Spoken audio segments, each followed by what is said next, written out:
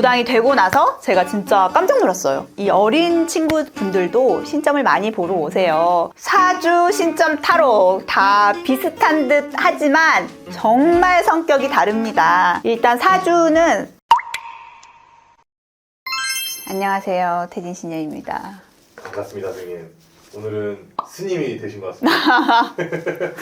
좀 법복같이 네. 한번 입어보았습니다. 좋습니다. 너무 잘 어울리십니다.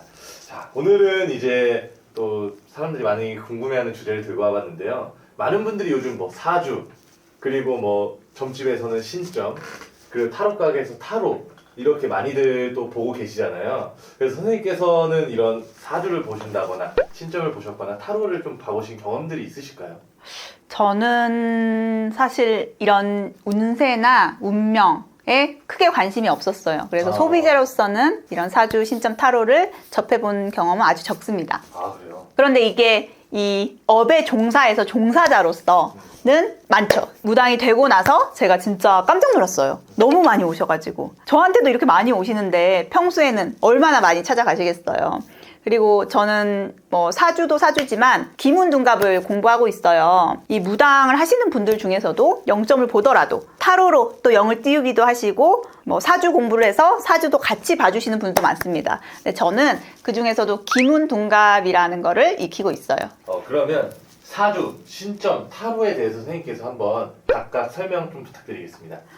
사주, 신점, 타로 다 비슷한 듯 하지만 정말 성격이 다릅니다. 일단 사주는 꼭 사주에 국한되지 않고 뭐 기문둔갑이라든지 육효라든지 주역 이렇게 명리학으로 이해를 해주시면 될 것 같아요. 이 사주는 음과 양 그리고 십이지지 자축인묘 진사오미 신유술에 그리고 십청간 갑을병정 무기경신 임계로 이루어진 60갑자를 기준으로 운명을 해석하는 방법인데요. 저는 이걸 학문으로 보고 있거든요. 이 사주라는 게 명리학이 어느 정도 통달을 하면은 정말 잘 맞는다고 해요. 저도 이 기문둔갑이라는 학문을 우리 신가족끼리 모여서 배웠는데 선생님들의 운명을 각자 스스로 걸 해단을 했어요. 이게 정말 무당하시는 분들은 다 나의 운명에 귀문이 들어있고 또 신을 받는 시기까지도 이 기문에 나와 있더라고요. 그리고 또 사주의 특징은 잘하는 곳에 찾아가서 사주를 보시면 한 번에서 두 번만 보셔도 됩니다. 왜냐하면 이게 학문적으로 나의 운을 해석하는 거기 때문에 기본적인 운명의 틀이 뭐 다시 본다고 바뀐다든지 하지 않거든요.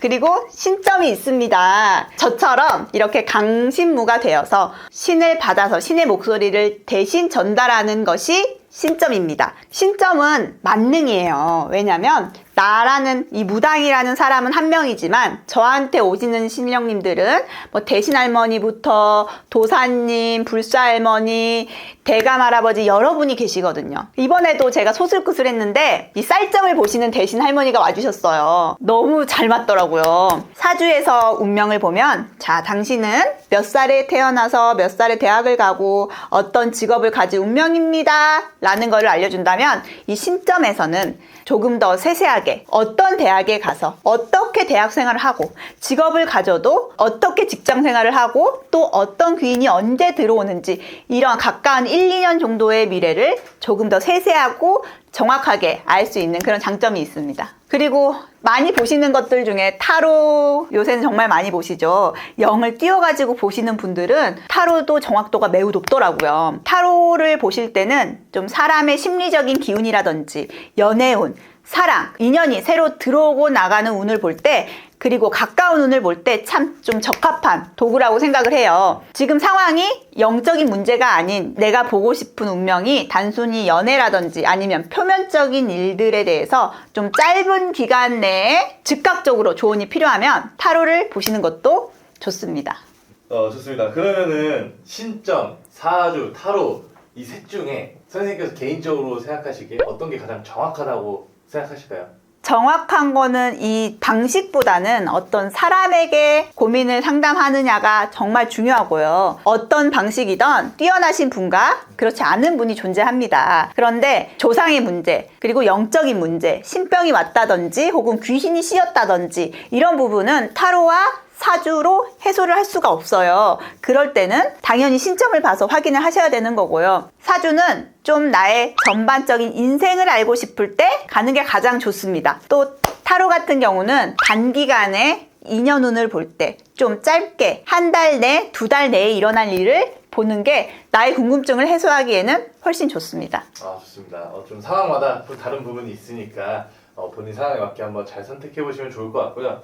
사실 요즘 뭐 많은 2030부터 시작해서 많은 분들이 고민을 해소하기 위해서 이렇게 사주도 보고 점집도 가고 타로도 보고 하잖아요.